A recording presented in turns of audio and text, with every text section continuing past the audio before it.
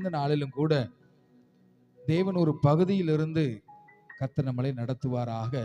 வேதத்தை திறந்து நம்ம வாசிப்போம்.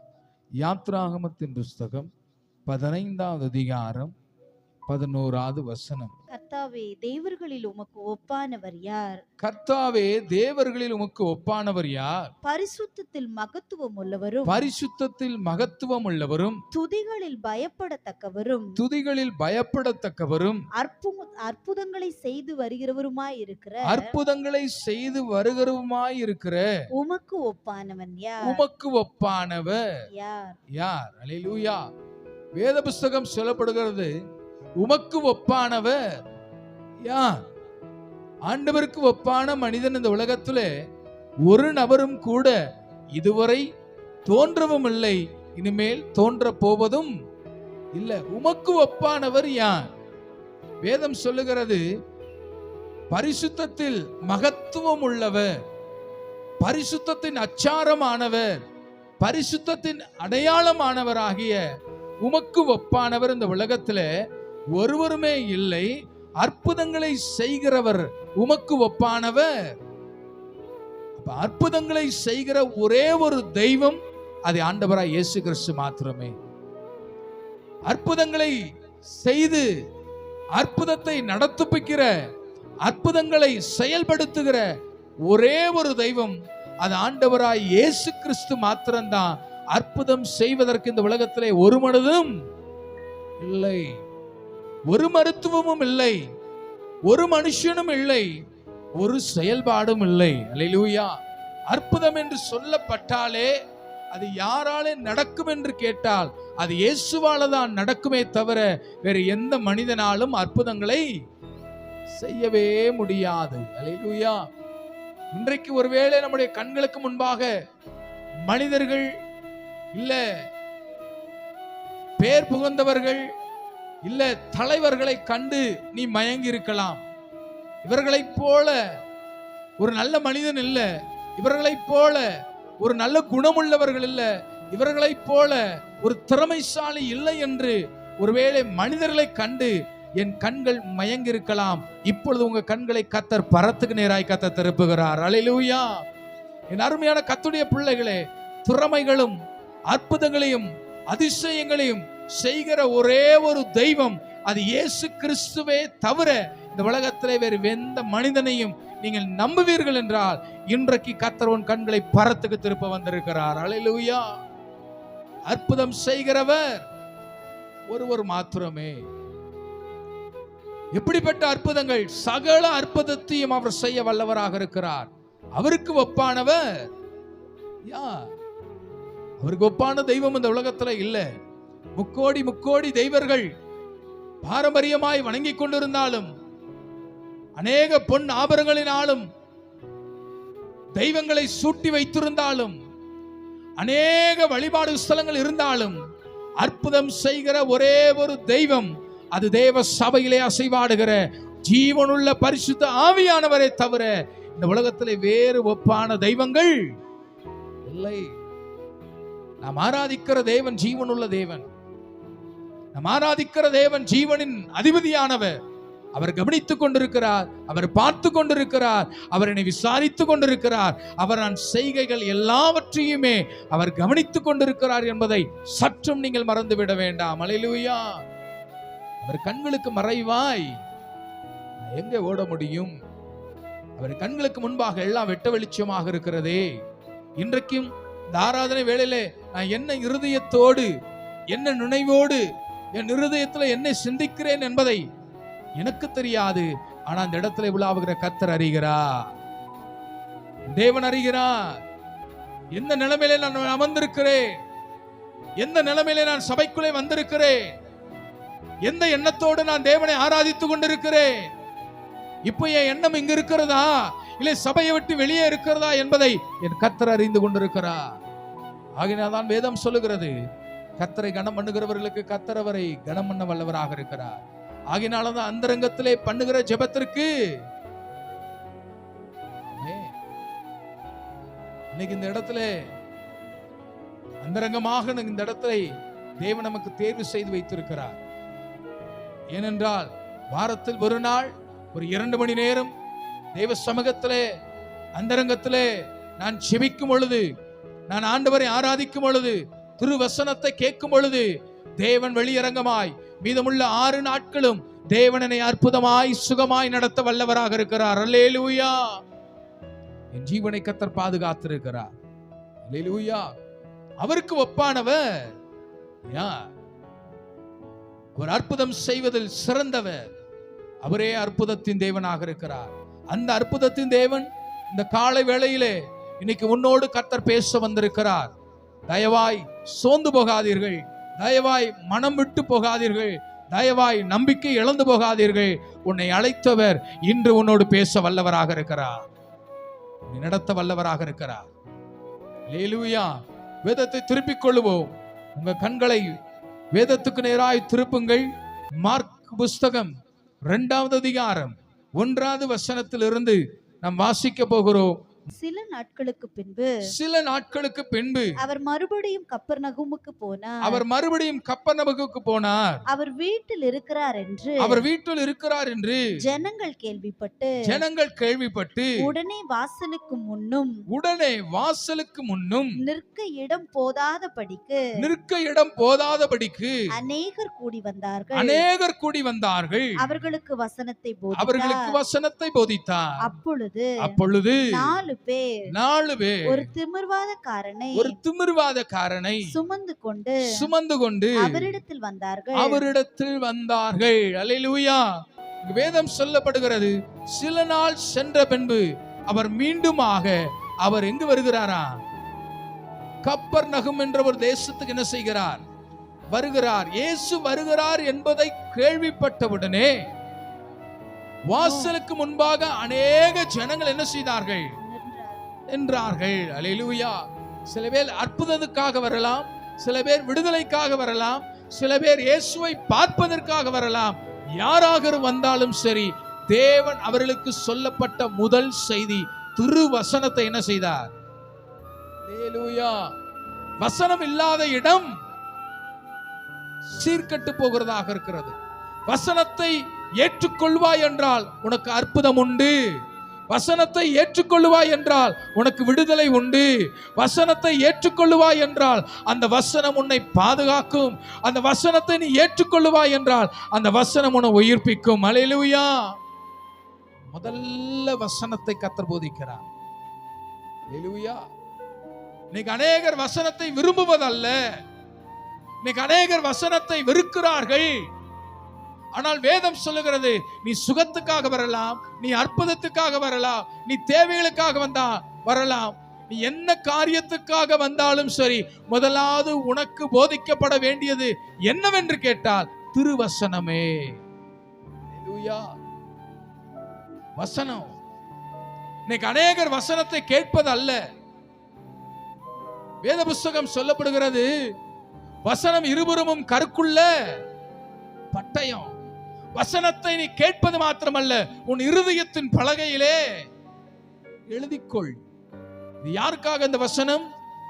உனக்காக பரிசுத்த ஆவியானவரால் எழுதப்பட்ட பரிசுத்த இந்த வேதாகமம். ஆதி காலத்துல பாருங்க, செய்தின்னு சொன்னா 2 மணி நேரம் 3 மணி நேரம் செய்திகளை கேட்பதற்கு ஜனங்கள் உட்கார்ந்திருப்பார்கள். பேசுவதற்கு போதகர் அவர் 2 மணி நேரம் இருந்தாலும் திருவசனத்தை போதித்துக் கொண்டிருப்பார். ஆனால் இன்றைக்கு இருக்க காலகட்டத்தில் ஒரு அரை மணி நேரம் நம்மளால என்ன செய்ய முடியாது? தேவ வார்த்தையை கேட்க முடியாது. வசனம் என்று சொன்ன மாத்திரத்தில் எங்கிருந்துதான் விலை கொடுத்து நீங்க தூக்கத்தை வாங்குவீங்களோன்னு தெரியல. அவ்வளோ அசதி உங்களுக்கு வந்துடும், அவ்வளோ பலவீனம் வந்துடும், அவ்வளோ சோறு வந்துடும், அவ்வளோ டயர்டு வந்துடும். அல்லேலூயா. ஒரு அரை மணி நேரத்துல தேவ வசனத்தை நம்மளால கேட்க முடியாத மன நிலைமையிலே இன்றைக்கு இருக்க காலகட்டத்திலே நாம் தள்ளப்பட்டிருக்கிறோம். அல்லேலூயா. வசனம் என்று சொன்ன உடனே எனக்கு என்ன வந்துருது? அரை மணி நேரத்துக்குள்ள எத்தனை முறை உங்க போன் எடுத்து பாக்குறீங்க? அரை மணி நேரத்துக்குள்ள எத்தனை முறை நம்ம மணியை பார்க்கிறோம்? திருவசனத்தை கேட்பதற்கு உள்ளாகவே என் இருதயம் அலைப்பாய்ந்து கொண்டிருக்கிறது. என் அருமையான கர்த்தருடைய பிள்ளைகளே, வசனம் இல்லாத இடம் சீர்கெட்டு போகும். இன்னைக்கு வசனத்தை நீ அசட்டை பண்ணுவாய் என்றால், இன்னைக்கு வசனம் உனக்குள்ளே கிரியை செய்யவில்லை என்றால், வசனத்தை உன்னால கேட்க முடியலை என்றால், ஒரு நாளும் நீ அற்புதத்தை காண முடியாது. ஹல்லேலூயா. பைபிளை திறந்தாலே தூக்கம் வருது பாஸ்டர். பைபிளை திறந்தாலே எனக்கு ஆமென். பைபிள் இன்னைக்கு எப்படி வாசிக்கிறோம்? எனக்கு ஏத்த வார்த்தை வருதா? பைபிளுக்கு ஒரு முத்தம். ஹல்லேலூயா. எனக்கு ஏத்த வார்த்தை வருதா? நான் பாவம் செய்யலாம், நான் மீறலாம், நான் பொய் சொல்லலாம், நான் கெட்ட வார்த்தை பேசலாம், நான் திருடலாம், கொள்ளையடிக்கலாம், உபச்சாரம் பண்ணலாம், வேசித்தனம் பண்ணலாம். ஆனா வசனம் எனக்கு எப்படி வரணும்? ஆசீர்வாதமான வசனம் வரும். இல்லனா இந்த வேதத்தை நான் தூக்கி தூர போட்டுருவேன். இந்த வசனத்தை வேதத்தை நான் கையில எடுப்பதே அல்ல. ஏன்னா எப்ப பார்த்தாலும் இந்த வசனம் என்ன குத்தியே தான் பேசுதே தவிர, ஒரு நாள் என் பாவத்துக்கு உடனான வசனம் எனக்கு என்ன செய்யலங்க, இல்லங்க. இன்னைக்கு வேத வசனத்தின் மூலியமாய் கர்த்தர் பேசுகிறாரோ இல்லையோ? ஆமென். இன்னைக்கு அநேக வலைத்தளங்களிலே பேசப்படுகிறது. முதல்ல கவிதைகள் தான் வசனமா சொல்லுவாங்க. இப்ப வசனமே என்னவா மாறிடுச்சு? கவிதையாய் மாறிவிட்டது. வசனத்தின் அவள் நிலைமையை நீ பார். ஒரு வசனம் ஒரு மனிதனை புடமிட வேண்டுமே தவிர, ஒரு வசனம் ஒரு மனுஷனை மாற்ற வேண்டுமே தவிர, இக்கால சூழ்நிலைகளுக்காக வசனங்கள் இன்னைக்கு மாறிக்கொண்டிருக்கிறது, மாற்றிக்கொண்டிருக்கிறார்கள். ஹல்லேலூயா. வசனத்தை போட்டு அதுக்கு ஒரு பேக்ரவுண்ட போட்டு, அதுக்கு ஒரு மியூசிக்கை போட்டு, அதுக்கு ஒரு பாடலை போட்டு, ஆமென், குடித்து கொண்டிருக்கும் பொழுது, விபச்சாரம் பண்ணி கொண்டிருக்கும் போது கர்த்தர் உன்னை நேசிக்கிறார். ஆமென். பொய் சொல்லும் பொழுது தேவன் உன்னை ஆசீர்வாதமாய் நடத்துவார். அதான் நமக்கு வேணும். கப்பர்நகூமே, உனக்கு என்ன தேவை? இன்றைக்கு இந்த தேசம் எப்படிப்பட்ட தேசமாக இருந்தாலும் பரவாயில்லை, தேவன் வசனத்தை போதிக்க வந்திருக்கிறார். அல்லேலூயா. பாருங்க, மலை பிரசங்கத்திலே அவர் உட்கார்றாரு. வசனத்தை கேட்கும்படியாய் திரளான ஜனங்கள் மலை தேசத்திலே கடந்து வந்திருக்கிறார்கள். அவருடைய வசனத்தை கேட்டுக்கொண்டிருக்கிறார்கள். அவர் போதித்துக் கொண்டிருக்கிறார். ஒரு நாள் போனது, 2 நாள் போனது, வீட்டை மறந்தார்கள், மனைவியை மறந்தார்கள், வேலைகளை மறந்தார்கள், எல்லாவற்றையும் மறந்தார்கள், தூக்கத்தை மறந்தார்கள், பசியை மறந்தார்கள். எதை கேட்டுக்கொண்டிருக்கிறார்கள்? அல்லேலூயா. டயர்டே வரலங்க, ஆண்டவருடைய வார்த்தை கேட்டுக்கொண்டிருக்கிறார்கள். பெரியோர்கள் மாத்திரமல்ல, ஒரு சிறிய பையனும் தன் வீட்டிலே கொண்டு வந்த மீனையும் அப்பத்தையுமே அவன் என்ன செய்தான்? மறந்துட்டான். வீட்டுல கொண்டு வந்த மீனை மறந்துட்டான். வீட்டுல கொண்டு வந்த அப்பத்தை மறந்துட்டான். அவன் பக்கத்துல இருக்கு. ஆனா 2 நாளும் தேவ வசனத்தையே கேட்கிறான். திரும்பி கூட பார்க்கலங்க. அவன் 2 நாளாச்சு, திரும்பி கூட பார்க்கல. வசனம் அவனுக்குள்ள கிரியை செய்கிறது. ஏன்? நீ கொண்டு வந்த சாப்பாடு இருக்கு, இருக்கட்டும். நீ கொண்டு வந்த மீன் இருக்கு, இருக்கட்டும். நீ கொண்டு வந்த ஆகாரம் இருக்கு, இருக்கட்டும். நான் எதை கேட்கிறேன்? ஆமென். இன்னைக்கு வசனத்தை கேட்பதற்கு கேட்டுக்கொண்டிருக்கும் போதே இன்னைக்கு அநேகருடைய கண்களும் அநேகருடைய கைகளும் எங்கேயா ஓடிக்கொண்டிருக்கிறது? எதை நோக்கி கொண்டிருக்கிறது? திருவசனத்தை கவனிப்பதை விட்டுவிட்டு நான் என்ன செய்து கொண்டிருக்கிறேன்? அன்று தேவன் பேசினார், தன் ஜனங்கள் எல்லாவற்றையும் மறந்தார்கள். வசனத்தை கேட்கும் போதுதான் நமக்கு எல்லாம் மறக்கப்பட்டதும் என்ன செய்ய வரும்? நினைவுக்கு வரும். வசனத்தை கேட்கும் போதுதான் நமக்கு வாட்ஸ்அப்ல மெசேஜ் வரும். கால் வரும். ஆமே, எனக்கு எதை காட்டிலும் எனக்கு எது முக்கியம்? வசனத்தை காட்டிலும் எனக்கு உலகம்தான் முக்கியம்னு ஓடுகிறவர்கள் மத்தியில இன்னைக்கு கர்த்தர் மீண்டுமாய் திருவசனத்தை உங்களுக்கு போதிக்க வந்திருக்கிறார். அல்லேலூயா. ஒரு சிறிய பையனே நாகாரத்தை மறந்து, வீட்டை மறந்து, தாயை மறந்து, தகப்பனை மறந்து வசனத்தை கேட்க அமர்கிற பொழுது இன்னைக்கு ஒரு அரை மணி நேரம் என்னால என்ன செய்ய முடியல? வசனத்தை கேட்க முடியல. வசனம் எனக்கு எப்படியா மாறிடுச்சுன்னு கேட்டா எனக்கு ரொம்ப பழக்கமா மாறிடுச்சு. வசனத்தை கேட்பது எனக்கு ரொம்ப அருவருப்பா மாறிடுச்சு. வசனத்தை விட உலகம் எனக்கு இன்பமாயிருச்சு. என் அருமையான கர்த்தருடைய பிள்ளைகளே, வசனம் இல்லாத இடத்துல ஒரு காலம் அற்புதம் நடக்காது. வசனம் இல்லாத இடத்துல ஒரு நாள் விடுதலை நடக்காது. வசனம் இல்லாத இடத்துல ஒரு நாளும் சுகம் பெற முடியாது. அநேகர் கூடி வந்தார்கள். முதலாவது கர்த்தர் அவர்களுக்கு வசனத்தை போதித்தார். காரணம், வசனம் தான் உங்களுக்கு என்ன கொடுக்க போகுதுன்னு கேட்டா எல்லாரும் சொல்லுங்க, சுகத்தை தரப்போகிறது, விடுதலையை தரப்போகிறது, அல்லேலூயா, சமாதானத்தை தரப்போகிறது. எத்தனை பேர் நம்பிக்கையோடு சொல்ல முடியும்? திருவசனத்தை கேட்க வந்திருக்கிற என் அருமையான தேவ ஜனங்களே, அந்த வசனம் இன்றைக்கு உனக்கு விடுதலை தரும் என்று நீ விசுவாசிப்பாய் என்றால் ஒரு உரத்த சத்தமாய் ஒரு அல்லேலூயா சொல்லலாமா? அல்லேலூயா. இரண்டாவது வசனத்தை நம்ம வாசிக்க கேட்போம். உடனே வாசலுக்கு முன்னும் நிற்க இடம் போதாதபடிக்கு அநேகர் கூடி வந்தார்கள். அவர்களுக்கு வசனத்தை போதித்தார். அப்பொழுது 4 பேர் ஒரு திமிர்வாதக்காரனை சுமந்து கொண்டு அவரிடத்தில் வந்தார்கள். ஜனக்கூட்டத்தின் நிமித்தம் அவருக்கு சமீபமாய் சேரக்கூடாமல் அவர் இருந்த வீட்டின் மேற்கூரையை பிரித்து திறப்பாக்கி திமிர்வாதக்காரன் கிடக்கிற படுக்கையை இறக்கினார்கள். இயேசு அவர்கள் விசுவாசத்தை கண்டு போதும். அல்லேலூயா. இங்க பாருங்க, ஒரு 4 பேர் ஒரு திமிர்வாதக்காரனை என்ன செய்கிறார்கள்? சுமந்து கொண்டு வருகிறார்கள்.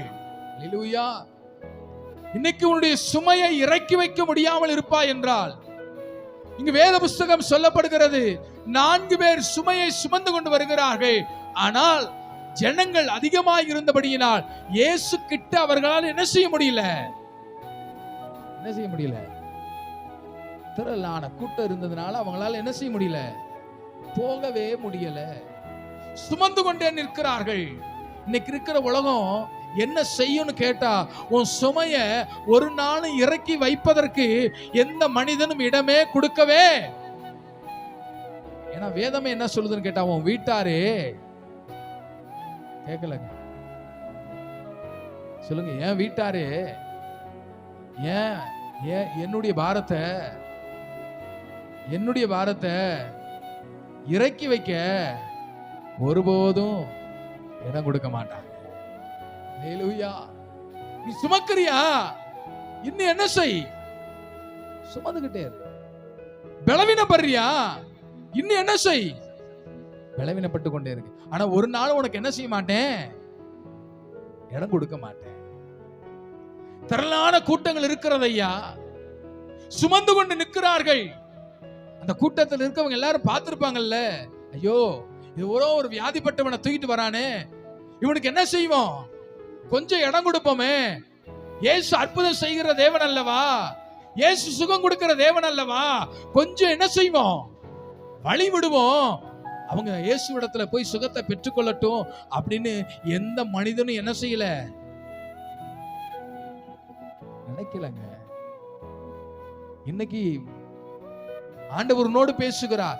உன் பாரத்தை இறக்கி வைக்க உன் கணவனோ, உன் மனைவியோ, உன் பிள்ளைகளோ ஒருவராலும் இன்றைக்கு என்ன செய்ய முடியாது, உனக்கு இடம் கொடுக்க மாட்டாங்க. எத்தனை பேர் ஆமென் சொல்ல முடியும்? எத்தனை பேர் அதை விசுவாசிக்கிறீங்க? என் பிள்ளை சும்மா என் பாரத்தை இறக்கி வச்சிருவான், கனவு கூட நினைக்காத. என் கனவை என் பாரத்தை இறக்கி வச்சிருவான், கனவுல கூட நினைக்காத. என் சொந்த பந்தெல்லாம் இருக்கு, என் பாரத்தை இறக்கி வைக்க, ஆமே, கனவு கூட என்ன செஞ்சிடாத, கண்டிராத. ஒரு நாளும் உன் பாரத்தை இறக்கி வைக்க எந்த மனிதனும் உனக்கு உதவி செய்ய இந்த உலகத்திலே பிறக்கப்படவே இல்லை. அல்லேலூயா. இந்த உலகம் எப்படிப்பட்ட உலகம் தெரியுமா? சுயநலமான உலகம். எத்தனை பேர் ஆமென் சொல்ல முடியும்? என்ன உலகம்? தான் நல்லா இருந்தா போதும், தான் சுகபோகமா இருந்தா போதும், நான் நல்லா இருந்தா போதும், நான் சாப்பிட்டா போதும், யார் எக்கோடு கெட்டு போனா எனக்கு என்ன? நீ ஆண்டவருடைய பாதத்திலே அநேக பேர் இருக்கலாம், ஆனால் ஒருவர் கூட உனக்கு உதவி செய்ய வரமாட்டார். இன்னைக்கு விசுவாச பிள்ளைகளும் சரி, ஊழியர்களும் சரி, இன்னைக்கு இருக்க காலகட்டங்கள் அதுதான். எப்பேற்பட்ட ஊழியர்களாக இருந்தாலும் சரி, எப்பேற்பட்ட திருச்சபையா இருந்தாலும் சரி, ஆமே, வியாதிப்பட்டவர்களை நோக்கி பார்க்கிற ஒரே ஒரு தெய்வம் ஆண்டவராய் இயேசு கிறிஸ்து மாத்திரமே. உன் சூழ்நிலையை அறிந்தவர் கர்த்தர் ஒருவர் மாத்திரம். என் வேதனையை அறிந்தவர், கேட்கலங்க, இயேசு ஒருவர் மாத்திரம். நீங்க நினைக்காதீங்க என் பாரத்தை அவங்க சுமப்பாங்க இவங்க சுமப்பாங்க, இல்ல. உன் பாரத்தை நீ தான் சுமந்து கொண்டு இருக்கிற. இறக்கி வையின் கூட உன் குடும்பத்தார் ஒருவரும் முன்னிடத்திலே சொல்ல மாட்டார்கள். அதை கண்டு நீ அஞ்சி போகாதே. கூட்டங்கள் மிகுதியா இருந்தது, சுமந்து கொண்டிருக்கிறார்கள், என்ன செய்வதென்று தெரியல. ஆனால் அவர்களுக்குள்ளே ஒரே ஒரு நம்பிக்கை, எப்படியாவது இந்த பாரத்தை இயேசுவிடத்தில் இறக்கி வச்சோம். இதை தவிர வேற எதையும் யோசிக்கல. அவங்க செய்த காரியங்கள், யார் வீடுன்னு பார்க்கல, எப்பேற்பட்ட வீடுன்னு பார்க்கல, வீட்டின் உரிமையாளர் தெரியல, என்ன நேரம்னு தெரியல. அவளுக்கு தெரிந்ததெல்லாம் என் பாரத்தை தெய்வ சமூகத்தில் இறக்கி வைக்கணும். அவள் எடுத்த முடிவு, வேகமாக ஏறி இயேசு இருக்கிற இடத்துக்கு நேராக மேல்கூரையை அவர்கள் பிரித்து, தேவன் அதிலே இருக்கிறார் என்பதை அறிந்து ஓட்டை பிரித்து தன் பாரத்தை இறக்கி வைக்க அவர்கள் முயற்சிக்கிறார்கள். இன்றைக்கு வேத புஸ்தகம் சொல்லப்படுகிறது, நீ எவ்வளவு பாரத்தை சுமந்தாலும் தேவ சமூகத்திலே எந்நேரமானாலும் எவ்வேளையானாலும் தேவ சமூகத்திலே வந்து இறக்கி வைப்பாய் என்றால் உன் பாரத்திற்கு தேவன் தக்க பதிலை தேவன் உனக்கு தர வல்லவராக இருக்கிறார். எத்தனை பேர் ஆமென் சொல்ல முடியும்? ஆமே. அவங்க வராங்க, இவங்க வராங்க, அவங்க வரல, இவங்க வரல, எதையும் பார்க்காத. உன் பாரத்தை இறக்கி வைக்க நீ ஞாயிற்றுக்கிழமை ஆராதனைக்கு சரியான நேரத்திற்கு சபையிலே வந்து அமர்ந்து உன் பாரத்தை இறக்கி வை. வேத புஸ்தகமே தான் சொல்லுது, வருத்தப்பட்டு பாரம் சுமக்கிறவர்களே, ஐயா யார் வீடுன்னு பார்க்கல, ஓட்ட பிரிச்ச வீட்டுக்காரன் சண்டைக்கு வருவானா பார்க்கல, அவனுக்கு தெரிந்ததெல்லாம் என் பாரத்தை இறக்கி வைக்கணும். ஞாயிற்றுக்கிழமை ஆலயத்துக்கு நான் போகணும். யார் என்ன சொன்னாலும் என்ன, யார் என்ன நேசினாலும் என்ன, யார் என்ன திட்டினாலும் என்ன, என் பாரத்தை இறக்கி வைக்கிற ஒரே ஒரு இடம் தேவ சமூகம் மாத்திரமே. எத்தனை பேர் ஆமென் சொல்ல முடியும்? இந்த இடத்தை விட்டு நீ வேற எந்த இடத்துக்கு நீ இளைப்பாறுதலை தேடி ஓடினாலும் உனக்கு ஒரு நாளும் இளைப்பாறுதல் கிடைப்பது. சபையை மறந்து எவ்வளவுக்கு எவ்வளவு நீ மறைவாய் ஓடி உயர வேண்டும் என்று சொல்லி நீ உயர்த்தப்பட்டாலும் ஒன்றை புரிந்து கொள், இந்த உலகம் உன்னை சடிதியாய் நீ உன்னை குப்பையிலே தள்ள தயாராக இருக்கிறது. ஆராதனை மிஸ் பண்ணாதீங்க. 2 மணி நேரம் ஆராதனை, கரெக்டா 9 மணி கரெக்டா நம்ம முடித்துறோம். ஒரு 11 காலுக்கெல்லாம் முடிச்சிடும். ஒரு 1.25 மணி நேரம் அதை கூட நான் முழுமையாய் கொடுக்க முடியவில்லை என்றால், ஹல்லேலூயா, என் விசுவாசத்தை கர்த்தர் எப்படி பார்ப்பா? உன் விசுவாசம் எப்படி என்பதை தேவன் சோதித்து பார்க்கிறார் அல்லவா? உன் பாரம் எப்படி இறங்கும்? உனக்கு எப்படி அற்புதம் கிடைக்கும்? உனக்குள்ள எப்ப வசன கிரியை செய்யும்? அவே ஹalleluya. 2 மணி நேரம் முழுசா ஆண்டவர் கொடுத்து பாருங்க. உபவாச ஜெபத்துல ஒரு 2 மணி நேரம் முழுசா கொடுத்து பாருங்க. அவே உன்னை கொண்டு கர்த்தர் நடத்துவா. நேரத்தை பார்க்கல, அவங்க யார் வீடுன்னு பார்க்கல, பிரயாசப்பட ஆரம்பித்தார்கள். எவ்வளவு கஷ்டம் ஒரு மனுஷனை 4 பேர் தூக்கி ஓட்டு மேல ஏறி போகணும், சாதாரணமான விஷயம் அல்ல. இன்னைக்கு எல்லா சௌகரியங்களும் இருந்தும், இன்னைக்கு எல்லா காரியமும் நமக்கு லகுவாய் இருந்தும், இன்னைக்கு என்னால பிரயாசப்பட்டு சரியான நேரத்துக்கு என்னால ஆராதனைக்கு வர முடியும். ஏன்னு கேட்டா, வசனம் இன்னும் எனக்குள்ள, வசனம் இன்னும் எனக்குள்ள. யாரோ சொன்னாங்க சபைக்கு போனா இன்னும் துன்பம் தான், அதனால எதுக்காக சபைக்கு போ. யாரோ சொன்னாங்க சபைக்கு போனா இன்னும் கஷ்டம்தான், அதனால நான் எதுக்கு சபைக்கு போகணும். யாருடைய வார்த்தை கேட்கிற நீ ஒரு நிமிடம் உன்னை குப்பையிலிருந்து உயர்த்தின, உன்னை பாவத்திலிருந்து உயர்த்தின அந்த கர்த்தருடைய சத்தத்தை என்னைக்கு நீ கேட்பாய்? வேதம் சொல்லுகிறது, முதலாவது கர்த்தருடைய ராஜ்யத்தையும், அப்பொழுது ஓட்டை பிரித்தவர்களை இறக்கி வியாதியஸ்தனை இயேசு கிறிஸ்துவுக்கு முன்பாக வைக்கும் பொழுது கர்த்தர் வியாதியஸ்தனை பார்க்கல, 4 பேருடைய விசுவாசத்தை கர்த்தர் பார்த்தா. இன்னைக்கு கர்த்தர் உன் பாரத்தை பார்க்கல, உன் வேதனையை பார்க்கல, நீ எவ்வளவு தூரம் உபத்திரவப்பட்டு வந்திருக்கிறன்னு பார்க்கல. உன் விசுவாசத்தை கர்த்தர் பார்த்து தேவன் உனக்கு அற்புதம் செய்ய வந்திருக்கிறார். எத்தனை பேர் அதை நம்பிக்கையோடு சொல்லணும்? இன்னைக்கு உலகம் எதை பார்க்கணும் கேட்டா, உன் பலவீனத்தை பார்க்கும், உன் கண்ணீரை பார்க்கும், நீ துன்பப்பட்ட இடத்தை பார்க்கும். ஆனா கர்த்தர் எதை பார்க்கிறார்னு கேட்டா, உன் விசுவாசத்தை கர்த்தர் பார்க்கிறார். அல்லேலூயா.